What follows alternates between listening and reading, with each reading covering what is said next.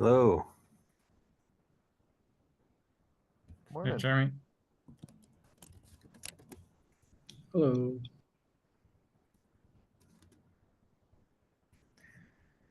All right, we're 3 after. Let's get started.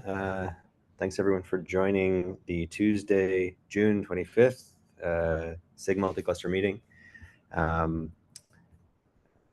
see our agenda. Just real quick before we get started, Mike, you are first, but before we get started, I just wanted to kind of reiterate, I sent an email to the forum. I saw a lot of folks that +1 already, but just wanted to share some bookkeeping updates. So first, Paul Morey, who has been part of the SIG for quite a while now, 5 years, I think, is going to be stepping down as a co-chair. And we are nominating Stephen Kitt. Stephen has been contributing to the SIG for a while as well. A big contributor, helping get some initial MCS implementation work off the ground, and also shaping the API and contributing to basically everything we've worked on in the last few years as well. And has also represented us at some KubeCons and just been a big part of the community. So we're nominating Stephen to step in for Paul. And at the same time, we're also going to be looking at how to diversify our leads in this group. We've got a bunch of people contributing from all over the place, and a lot of SIGs have kind of adopted the separate co-chair tech lead roles. And so I think we have some opportunities there, but I think basically it's a good time to look at diversifying the leadership of our SIG. But I sent out that email. If there's any comments, please chime in. Yeah, that's the update there. And we're following the normal lazy consensus process with the proposal. Deadline of next Monday, July 1st. Yeah. So with that, unless there's any comments, we can hand it off to Mike.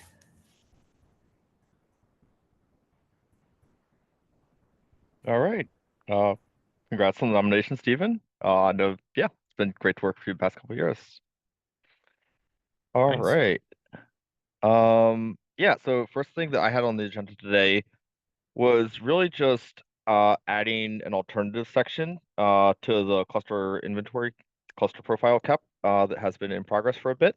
I know we spent several weeks/months discussing like namespace versus cluster scope, and I just wanted to kind of capture some of that context and how the scope that we landed on as far as namespace scope is applicable to various different models of cluster inventory and profile consumption and architecture.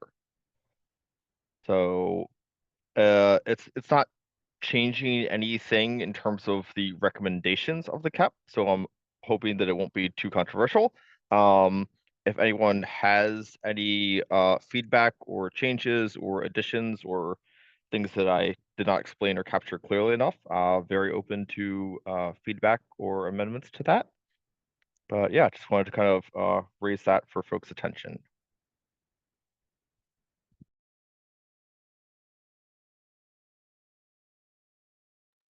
Any And yes, reason it's still in draft?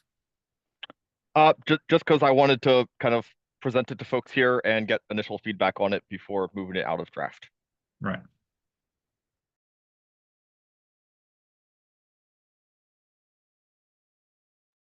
And it Makes is sense. linked in the meeting notes if anyone wants to take a look.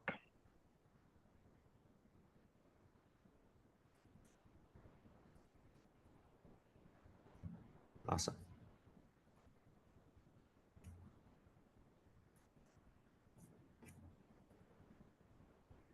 Well, I'll certainly give that a read today. I was traveling for a couple weeks, and I'm still playing a little catch up. Appreciate it. Yeah. All right. If there are no immediate commentary or questions about that, I am happy to move on to the next topic I have. which I'm hoping will be a bit more interesting to discuss. Yeah, go for it. All right. So we've talked about this on and off for at least 6 months, probably closer to a year at this point. And I believe the actual impetus for this dates back a couple of years. GKE initially forked the MCS CRDs when they wrote their implementation, and working with Microsoft folks, we basically discovered the exact same criticism, complaint, whatever it may be, of the service import CRD, and did the same thing. So this is a proposal to it is a breaking change in the service import CRD. It would necessitate a V1 Alpha 2. But what it does fundamentally is move many fields from spec, where they are currently, over to status. My hope with this is that this would allow the ecosystem to move back to the actual upstream CRD and eliminate the need for forks. That's the hope with this. I have one outstanding question. I would love input from the Karmata project, because I think that there's one implementation where it's not clear if they have a specific need for the ports field in spec. And they're actually having users manually create the service import CRD, whereas many other implementations are having that CRD generated by a controller.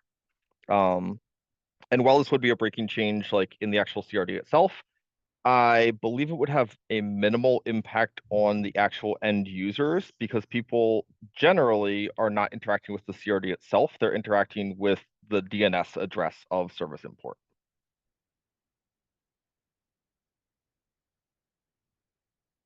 So with that introduction out of the way, happy to open the field for comments or questions. And again, the PR link is linked in the meeting notes.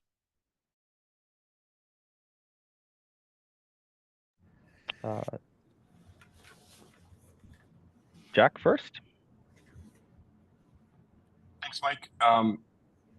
As far as we know, does this constitute the sufficient number of changes that we want to see in a graduated API, so that we don't, say, do a million iterations on V1 Alpha 2, 3, 4, 5 on the way to graduation, and we just...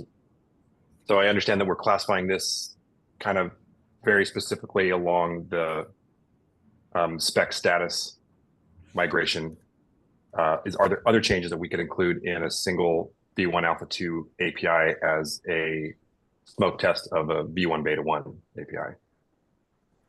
That is an excellent question. I would love input from other implementations. I am not currently aware of any other changes that have been like long-standing requests, but definitely happy to get input from other folks.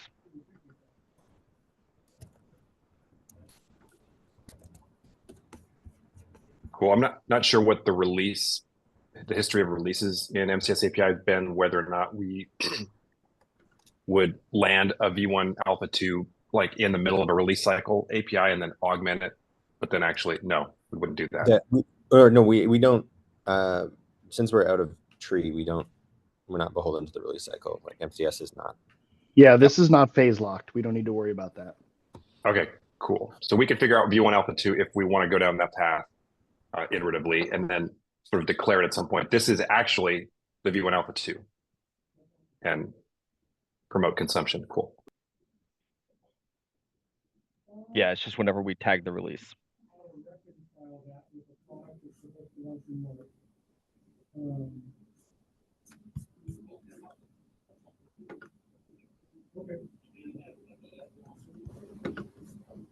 So I know I've talked with this with Microsoft folks internally, and I've heard Brian and Jack are supportive of this. I would love to hear from Jeremy and Tim at Google and any other implementations. Is this something that y'all would be amenable to? And also, Stephen, I know that you mentioned that there's some issue with Submariner where it is not conformant with like the existing V1 Alpha 1.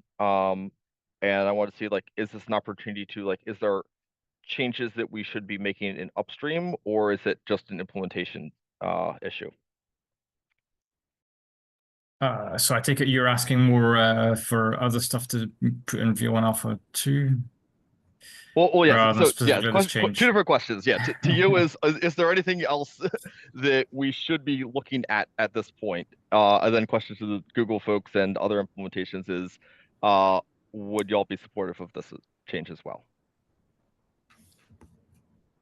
Yeah, well, so from my perspective, this is fine for Submariner. There are other things the Submariner doesn't quite do, more around all the requirements around virtual IPs, but I'm not sure there's anything that we would have to change, that we would want to change in the spec. It's more about the conformance tests, I think. I'll ping the team and make sure we revisit that. So I'm still a little bit torn about this one. So I was looking again at our implementation, and so unless something has changed, which is entirely possible, Geeky actually does keep the ports and stuff on the spec. The status is on the service import that we added is more to actually reflect the status of the service import and connectivity to other backends. I think the concern, we have gone back and forth on this for a long time, is putting on status forces a two-phase operation, right? Because we need to create the resource and then we need to update the status. It kind of comes back to ownership. I think if like the customers, end users should not be setting the status, right? And so, and ideally, like the spec status split makes sense when it really is two separate actors. But if the controller's doing everything, then, the other argument, and I think I've said this before too, is maybe there's no spec or status and we've just created unnecessary confusion with this nesting, and it should just be what the service import is. And, like endpoints are like that. There's no spec status on endpoints because they're just the endpoints. And so if this is just a service import, maybe we're looking at this the wrong way and it shouldn't be spec or status and we should actually just up-level everything. So I think to that there is a useful differentiation between spec and status, and this is where I specifically want to get input from Carmada folks on, is like to figure out how they're using the ports field on spec. If you were, as a user, manually creating the service import as their instructions seem to lead you to do, then there actually is that split of like, if you're configuring things specifically in spec, and if we have potentially in the future, like cross-cluster set imports where you don't have the sameness assumption, then you would have to create that service import manually.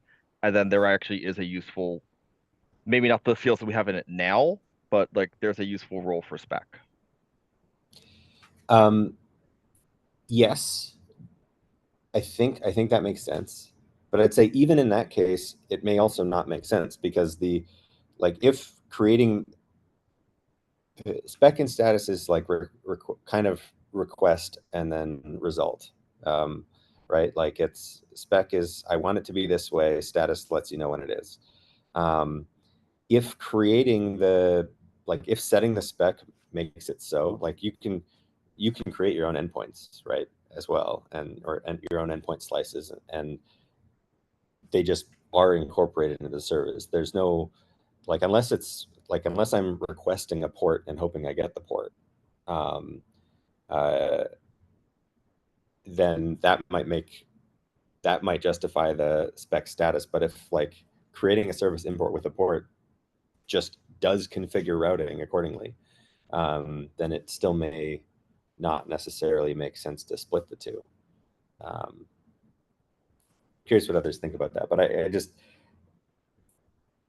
forcing the two-phase and creating this separation that doesn't I guess, can exist between like the owner, but certainly is not part of our spec. Feels a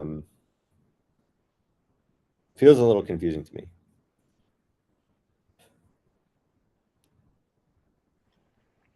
Tim? So I agree with the idea that the spec and status is usually sort of request response.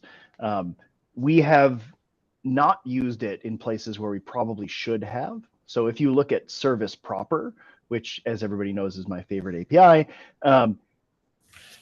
looking at the cluster IP field, there probably should be a status cluster IP, and all controllers should be built around looking at the status cluster IP, not the spec cluster IP, because it is semantically possible to request an IP and then not get it. Now, we made that a synchronous failure instead, but like that's the only API in the entire system that works that way. So, if we were going back in time to fix our past mistakes, that probably would be different. Likewise, looking at host ports, like pod host ports, right?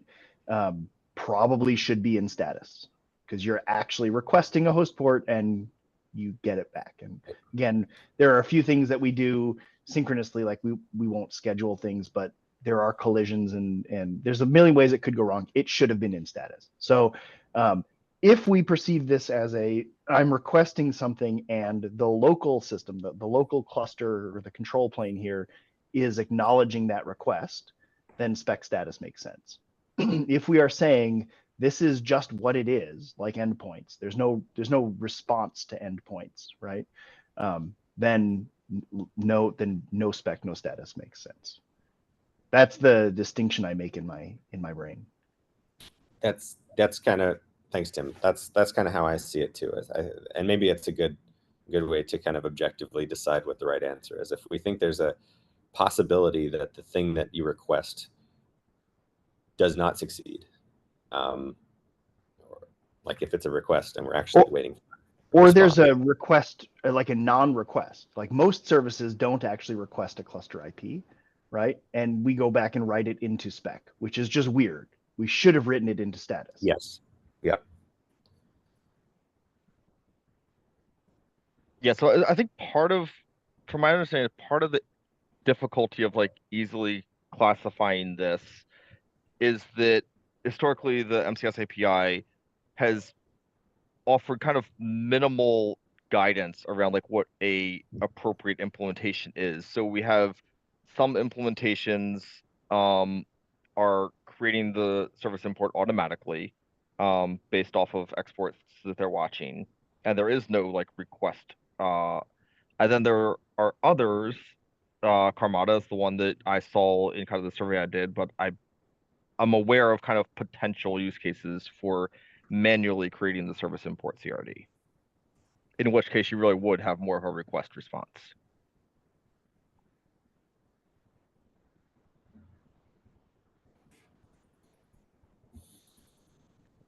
Tim, and then Li Chen. Sorry, my hand was still. Oh, okay. Li Chen. So in Kubernetes, is there the tradition that sometimes you can put a field both in spec and status because sometimes the user want to specify the IPs. Sometimes they don't want to. So the system should auto grant the IPs. So if we want to support both cases, then the field should be in both spec and status.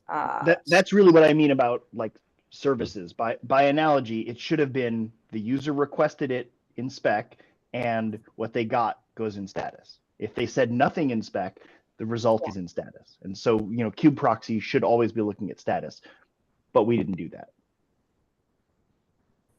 So basically, for such kind of case, the tradition is put them into spec or status or both. Spec is a request. If the user's allowed to ask for something, then it goes in spec. And if the user just gets what they get and they don't get upset, then they get status. Yeah, I mean, like when we support both cases, should that field appear both in spec and status? Yeah. Right. If you can either request it or not request it, but basically, who decides I think this comes back to the ownership, right? Who decides what the value actually is? Is it the owner of the resource, or is it the system behind the scenes? And so whether or not the end user requests an IP, the system decides what it should be. That's a good distinction for when it should be status, unless we had originally thought of the whole service import as a sort of status owned by the system, in which case this separation makes less sense. But we didn't really define that in the spec, the MCS API, and that's I think the root problem is like the MCS API doesn't assume that people are creating, like it assumes the implementation is creating the service import. So if we formally make room for user actuated service imports, that would, to me, very clearly justify the use of status. But without that,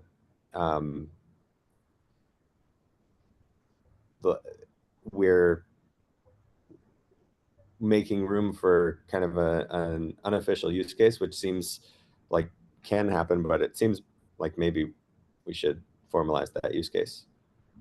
Yeah, I think maybe you should discuss the use case first today. So it seems to me the behavior is that we the system will automatically create service import wherever there's a service export.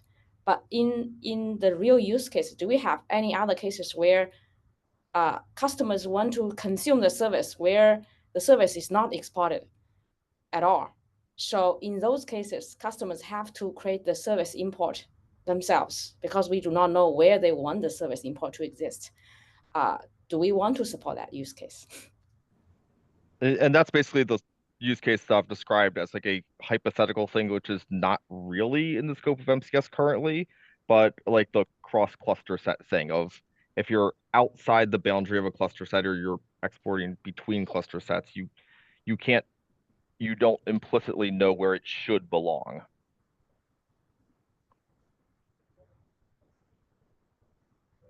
I missed the order of hands going up. If someone had a better track of that than I did.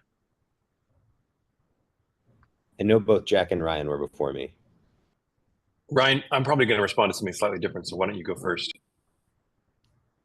Yeah, so just want to clarify the exact use case we had is we have a controller sitting in the hub cluster, and whenever there are service exports created, we create, and then it will be populated up to the hub cluster, and the hub cluster will then, there's a separate controller that watches the service export in the member class, worker class, whatever you say that, and then it will come back, watch it, and then create a service import on the hub cluster. But at that time, we don't know the IP address yet. So there's an extra controller that see the service import and then go to find all the service export and find the IP and put that into the status. That's why we have this, even if it is still like so-called system generated, our system internally is like the implementation detail. It's not done in one thing. We could, if we really want to, make it one single one, but at that time we feel like it's much more cleaner to have kind of microservice per se, to each just does its own thing. That's why we, even if it's still system generated, we still have this request and response scenario there. That's kind of the real reason we feel like status would make more sense for us, at least. Yeah, that's just want to clarify that. No, I could answer that. I kind of did in chat, but I think implementation details should not drive APIs. I think the API should be based on intent and communicating intent and results. Like, so I think it's okay if setting the spec is actually a two-phase operation. I wouldn't want that to be like, unless it changes the actual intent and what we're trying to communicate here. I don't think that's a good justification on its own.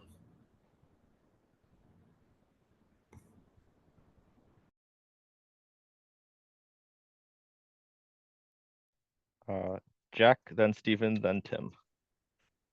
Cool. I wanted to sort of make a meta point on the thing we've been describing where a user declares a sort of non-determinate thing in spec, and then status is actually the source of truth. In these situations that we're describing, where especially with an IP address, so a user declares an IP address, and whatever authoritative actor is actually responsible for assigning that IP address says, actually, no, this is your IP address. Does that actor not have the responsibility to update the spec as well, so that spec and status are in sync? We haven't talked about that. That seems super weird to me, if not. From a perspective of like what I wish we had done with service, if the user asks for X, they either get X or they fail. Yeah, that makes sense to me. Right? If the user asks for nothing, then we will tell them what they got in status. That makes sense as well. And the spec reflects what the user asked for, and we don't go update the spec. We should update status, not spec. That is a place where we were not as clear in the beginning of this system as we are today. And even today, I bet like if you asked 10 people about that philosophy, you might get 5 different responses. Right. So it just certainly smells wrong to have a system that declares in its spec in a declarative goal state model what the outcome should be, and then have a terminal successful outcome that doesn't reflect that desired state, but then sort of clarifies in the status. Like, no, we're all good. It's just slightly different than what you think it is. Is that really what we're describing in terms of the spec status? Is it like a, okay. Like I wouldn't, I think it's exactly as Tim said, or we don't have, like this conversation is frankly making me lean more towards not having spec status, and just having the resource. So, Jack, I think the answer. I think the answer to your question, Jack, is yeah. That's what we're describing, in the sense that we use these sort of top level stanzas for multiple things. They group concept, spec, and status, but they also act as an access control mechanism, right? So the things that can update status generally can't update spec, and the things that update spec generally can't update status. Now, that may be too coarse, and Daniel Smith, before he retired to raise his children, had laid out some groundwork for doing better than that, but that's where we are with it today. So I do wish that we had done service that way. It's not a purely reflective mechanism there. I've talked about having a third stanza in between that was sort of what the user said, the effective fully reified request, and then the status. We don't have that middle stanza either. So I think the main point is people should be looking at status to make decisions, reactive decisions upon. In fact, the very, very first, I don't know if anybody remembers, like the 0.01 or whatever the first drop was, spec and status were always the same type. Spec was X, status was X, and it was copied in and reflected, and then that sort of ethos got refined over time. I'm not next in line. I have a different comment to make. Steven's next, so I'll wait my turn. Yeah, so just to, well, there's a related question in the chat there. Where are service imports created in every cluster in a cluster set, or in every cluster where service export exists? And so the answer to that is that service import is created in all the clusters in the cluster set that have a matching namespace. And so really one way to think of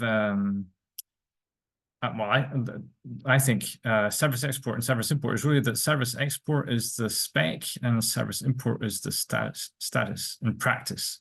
And it's all really, service import is really an implementation detail of the MCS API. And to me, having users create a service import feels like exploiting an implementation detail, because you're relying on the fact that the whatever's providing DNS looks at only service imports,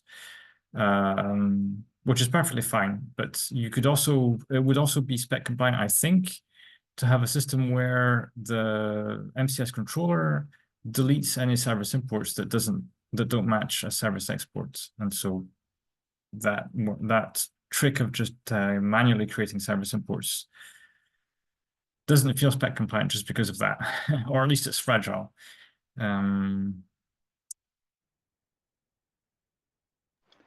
So yeah, my thought actually jumps off of that. Actually, Stephen, thank you for that. I haven't paid super close attention to all the implementation details. I've been a few steps removed from this for the last year or two. To hear that people are being told, no, go create a service import actually kind of terrifies me, because the fact that IP address is in there. One of the biggest mistakes we made with service proper was letting users specify IP addresses in spec that weren't verified in status, which then caused the system itself to do traffic interception and redirection on user-controlled IP addresses. This was a CVE at some point around the external IPs field, which is a terrible API that predates our current understanding of what it means to be reasonable. It lets users say, I want this IP address, please send it to my service. And they can put any IP address they want in there. And that's ludicrous. We can't recreate that mistake here. So if I had to go refresh myself, I was looking at the KEP. If the spec includes the IP address, then end users cannot use this. It's not an end user safe thing because they can use that to potentially capture traffic to any IP address they want.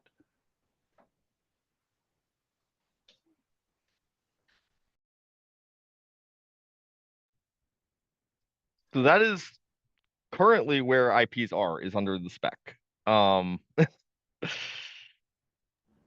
But so I'm agreeing with Stephen. It's either an implementation detail of the system that end users aren't supposed to be touching, or we should probably have spec and status where you can request it or you can request nothing and status is what you get. Exactly. And historically, it has been assumed that this is an implementation detail that end users aren't touching. And so it's spec, frankly, because we just put it under spec. I'm not, like, I don't think we ever had the conversation, should this actually be a spec status resource at all? I don't remember having that conversation until recently, but the idea was basically everything in service import is, actually Stephen's framing was exactly how we originally approached this. Like service export, or really service export plus service is the spec, and service imports were the status. Effectively, there's just a different kind of status that gets created in every cluster. And so with that, the assumption was only the implementation should have write access to this resource.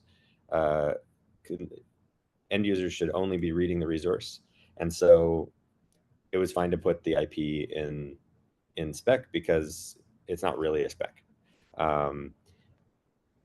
If we're going to say that end users can edit this and can request something, I'm 100% with Tim here, then it makes sense that status becomes a source of truth.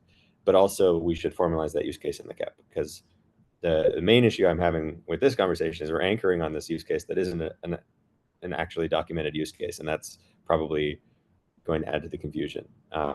So I'm kind of, again, being pulled in two minds. Like either we should revisit the spec status entirely, and maybe we don't need that, or because it's all an implementation detail, or we should formalize the use case we're anchoring on to create the separation. That makes sense to me. My recollection of the original KEP describe, like, because it doesn't specify implementation details for the controller, it actually mentions the controller could be a human creating the service import manually. I believe it actually mentions that. That's still that's yeah, it like, still it has could to be a follow the problem. rules. Yeah. Yeah. Exactly. And they might not all be written, unfortunately. But I said in the chat, it feels like a bit like, I think you brought this up, Mike, a while back. This feels a bit like a way around namespace sameness for people who want partial namespaces or partial namespace sameness. It could be, is where I see like future potential, like not anything that's documented in existing use cases, but I see us as like, are we going to box ourselves in to explicitly prevent that use case? Or should we kind of like codify the like request response and like how this is being determined? I don't think anyone wants partial namespace sameness, Nick, to answer your question. Is there It's an actual more of definition of that? Sorry, I was going to write it in the chat. I don't really know what partial namespace sameness means, but I feel like other people do. I don't think that's a thing that I've heard asked for. Yeah, there was a Unless it's a presentation a reference. while back where with diagrams and everything. So some of the scenarios I remember where people were scenarios where on a brownfield setup, people wanted to have multi-cluster services, but have some of the namespaces with the same name excluded from MCS because they didn't want to change those clusters, but they wanted to have them involved in the cluster set. And the other one was being able to say that I give a namespace on one, so a little bit like service mesh style. A specific namespace on one cluster is the same as a different namespace on another cluster. So I think there is use case.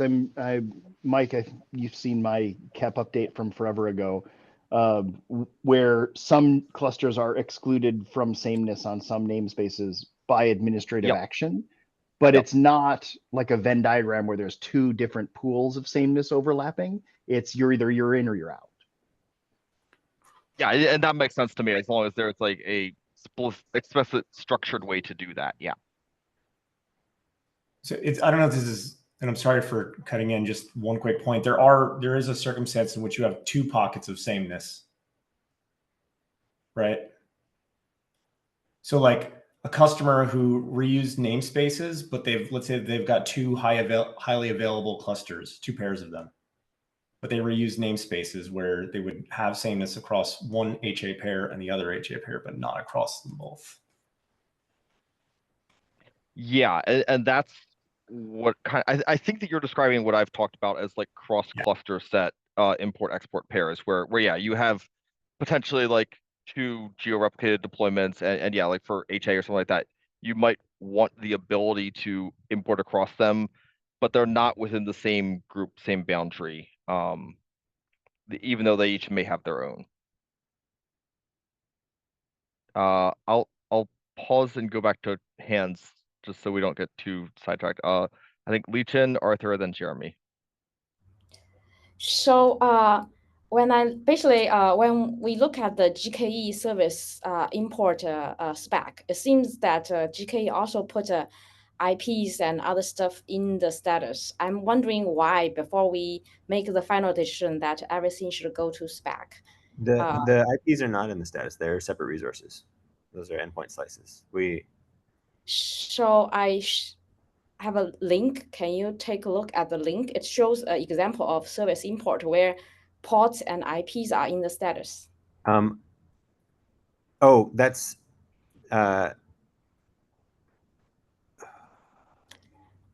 if you open the link, you can see the example. Yeah. So this is what I was looking at too when I was working on the draft. I'm actually wondering if our doc is wrong. Yeah.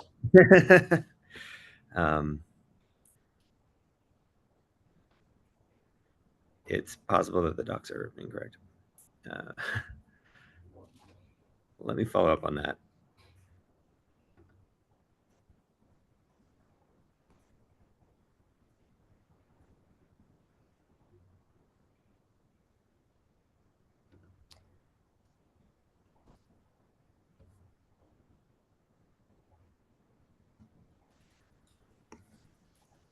Yeah, if you notice in that doc, it shows status ports and then it shows IPs, but it doesn't have spec anywhere. Right. So that looks like a line got deleted in transmission. I am wondering if that's exactly what happened.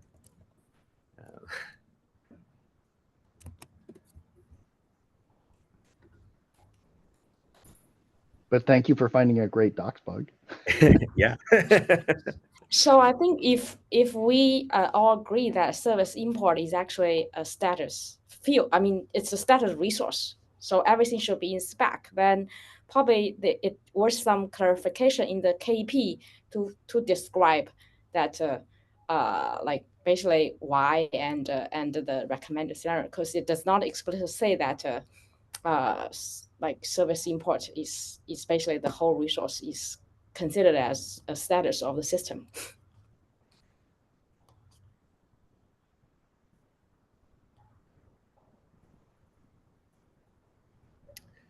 Yeah. I think the important thing to clarify is service import authoritative with respect to the IP address, or is the status authoritative? You're going to have, and this is a totally implementation specific thing. Somebody somewhere is looking at this resource to decide, if I see that IP address, what should I do with it, right?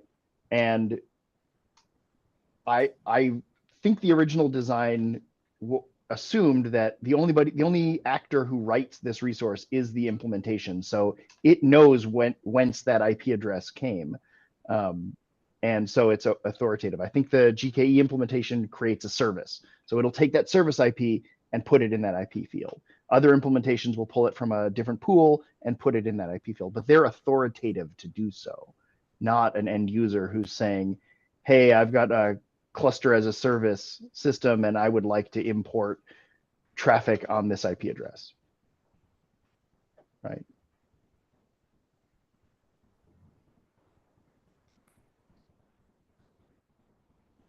Arthur, question? Yeah, I wanted to react a bit to the fact that you say that only the controller should write to it, because, well, maybe this is a bit out of subject, but I might have a use case where user might want to write to it, actually. Like in Cilium, you can configure certain service behavior with annotation. And I don't know what to do with it with service import right now, because I'm creating TRI services. I originally wanted to suggest to user to edit service import to add their annotation, but this sounds a bit bad. But I'm a bit between, yeah, I don't know. And I don't know if it adds to the debate. Please tell me if shouldn't. Per Steven's comment a bit ago, I think actually what we'd recommend is that you add the annotation to service, to the original service, because you don't, like, we've been trying to avoid situations where a service import behaves differently in different clusters. And so to the idea that the service and the service export are really the spec. So I guess maybe you'd add it to the service export. But those form the spec, and the import is the implementation detail written by the implementation. The user wouldn't want the end user to make changes, because then you run a situation where different clusters behave very differently for the exact same service. So there is, in like service mesh space, there's a distinction between producer side policies and consumer side policies, right? Destination rule in Istio, for example, where a consumer can express things about how they would like to consume a service, up to and including redirecting it to something else for a local consumption case, whether local means namespace or cluster. So I guess the question I really want to ask here for Arthur is, what exactly are you trying to express here? What is the sort of annotation that you want to describe here? Is it better on the producer side, or is it better on the consumer side? Well, there is multiple annotation that does stuff on services, but for instance, there is one that allows to load balance gRPC stream, I believe. So instead of taking the whole TCP socket, it tries to say, oh, I want to load balance this stream separately than this stream in HTTP2. So I guess it could be on the producer. I just need to do the same kind of conflict resolution probably of other field. But okay, sorry for interrupting that. No, this is good because if these use cases exist, it's better that we get them out in the open so that we can talk about them. I will admit that I was very surprised when I first learned about Istio and destination rule and consumer side policies. When you look at how that's evolved with Gamma, which is the gateway API for Mesh, it has a separate surrogate resource that describes policies that reference a service or a service import, which I think is a better approach than dropping annotations onto a service import. I mean, it's better as an API mechanism. So I wonder if that's the right approach for client-side policies. Sorry, I jumped the queue again. Yeah, well, just to answer that, I think it supports kind of both, like CMS gateway API support, but for instance, for this gRPC thing that I was talking about, you basically you have your regular services, you put an annotation, and then it magically start to load balancing streams and stuff like that. And behind the hood, it redirected to Envoy and stuff. Yeah, maybe this is not the right approach, but this is what there is in Cilium currently, and I'm trying to adapt it to like MCS API. But okay, thanks. I will then change my implementation to do some conflict resolution on service export and stuff like that. And yeah.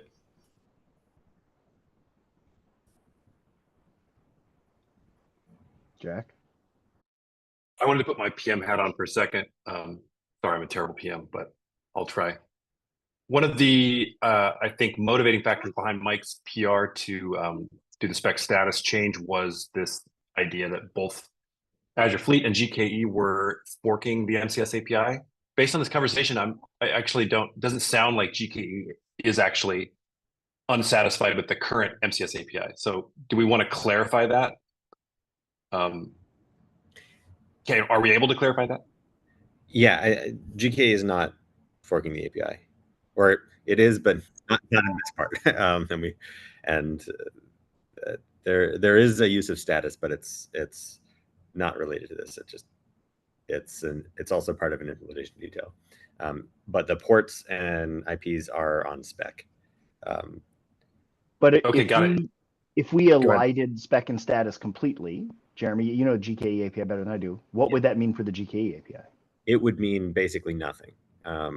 We would fix the apparently incorrect docs in a slightly different way, and it would be fine. Because currently we do have also, as an implementation detail, we do have two implementation side writers to the resource that are both updating the spec. They could update the same fields outside of the spec. I do think all of the confusion here has, to me, very much surfaced that having spec without status we need to fix that, whether we elide spec and status or lean into spec and status is probably should be the discussion. So maybe that's a direction. But I think based on this, yeah, there would be nothing wrong with removing spec and status from a GK because we're not really treating them as spec and status. Okay, cool. So that sounds like marching orders for Mike. Great.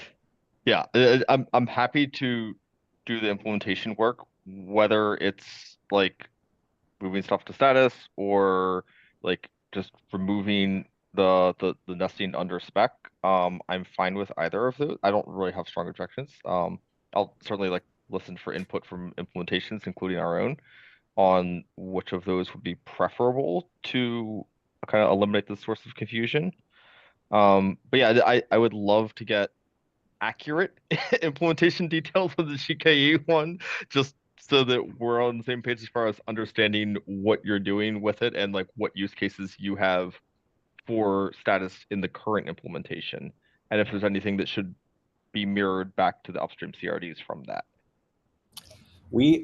Our status represents what clusters are included, more as a debugging mechanism, and it frankly it feels like an implementation detail that leaked. I'm not sure it's something that actually should be on the resource, or it could just be an annotation.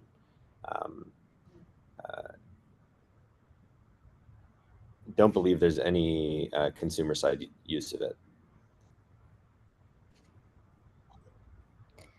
So Mike, when you probably change the implementation, do you also want to probably change the KP explicitly? Because I saw that you also mentioned the Kamada also recommend the customer to create a service import manually. So if that's discouraged, that's not a supported scenario, then we should call that out explicitly in the KP to avoid mistakes, or probably in the comments of the API. Yeah, I very much agree that it should be an addendum update to the CAP if we explicitly want to service import to not be a user created resource. And yeah, like before like proposing that, like I do want, if anybody's in contact with Karmada developers, I would love to kind of get their perspective on if they're intending to use it as a like request response thing, specifically on the ports field in their example, or if it's just an implementation detail that they could work around if we were to kind of align that spec field.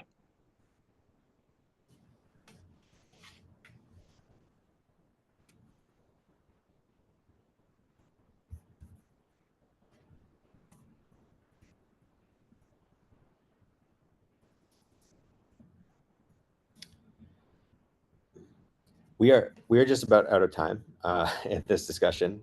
I think it makes sense, and I'm sorry, Ryan, we didn't get to your next topic, and Jack as well. Although I think this is probably we covered basically my topic. Yeah.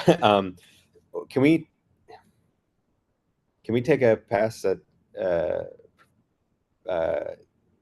PR and have some conversation there? So we can make sure that everything's been heard and addressed. It feels like we're sort of converging here, but I'm not quite clear, to be honest. So I think that would help. And I'm a little worried that we're sort of deciding by proxy for implementations who aren't present, Karmada. Yeah. It would be really good to try to close that loop. I think that's really important. The point of letting this sit for so long, too long, was to let implementations do things and figure out what does and doesn't work actually. The theory about spec and status is great, but if it doesn't actually work for some implementation, then we ought to be malleable. But to extend on that, let's make sure that we include the reasons why it doesn't work in the CAP. So if it doesn't work for Kamada because they have a real use case where there's two separate actors using this resource, that makes a lot of sense. Let's capture the use case, because right now there's no reason in the CAP really to have spec or status, and that may mean that the CAP is incomplete. Yeah, and moving forward, like our decision-making process is only going to get harder. Making breaking changes now is relatively easier than it will be when moved beta, and nigh impossible when we move to GA. Also, realistically speaking, this has been in prod and various implementations for quite some time. So I think we probably have the information we need. Let's capture it and move it forward. Well, actually, Jeremy, you raise a good point there. Like, we have let this sit for so long, we've recreated the perma beta situation that we had with Ingress. Like, while we may want to elide spec and status, is it worth the breaking change is a valid question. Yeah. And that I kind of addressed in the very beginning, where I think that in terms of what parts are actually end user interaction facing, we're actually in an okay spot because people are addressing the imported service through the DNS and not through the actual CRD itself.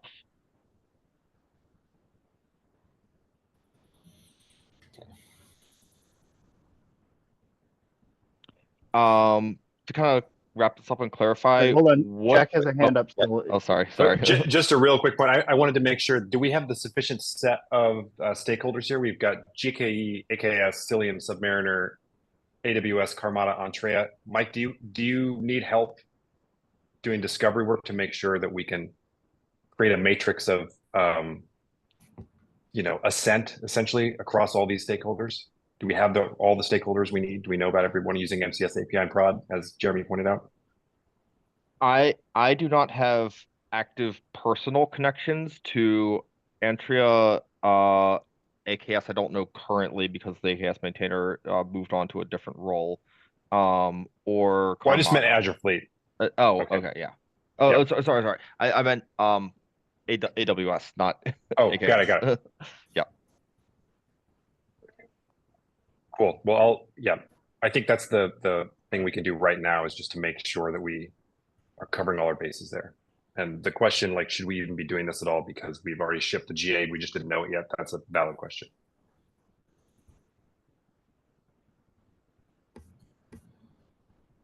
Yeah, I think it is. I also think, though, that anyone who has forked the API, GKE included, will require at least some change to come to the community accepted V1 API.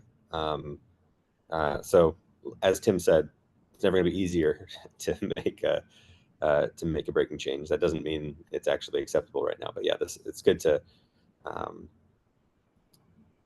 gather that insight. For That's what it's where my worth, motivation. Yeah. anybody who forks the API to launch before the community is ready takes that gamble. Sometimes it pays off, sometimes it doesn't. And we had this, like I can say we had this conversation internally. We took commitment to converge at such time as convergence, whatever that meant. Yep. So that's really like a big part of this motivation is like, what can we do to help converge existing forks towards something that is going to work and going to be sensible and going to reflect kind of like what we've done the past couple of years in terms of proving out potential implementations of this API. So that's definitely guiding motivation here. In terms of like next actions, Jeremy, you mentioned a PR. Are you suggesting that you want to PR something to the KEP? Or are there like comments on my existing PR about like implementations or things I might have got wrong about the substance of GKE docs? Yeah, no, I think we could update based on this conversation. Your PR is fine. I think we can update your PR based on this conversation and then try to find more folks. We have a decent representation here, but we can try to find more folks to add their thoughts, specifically Karmata, because it sounds like that's the point of confusion right now.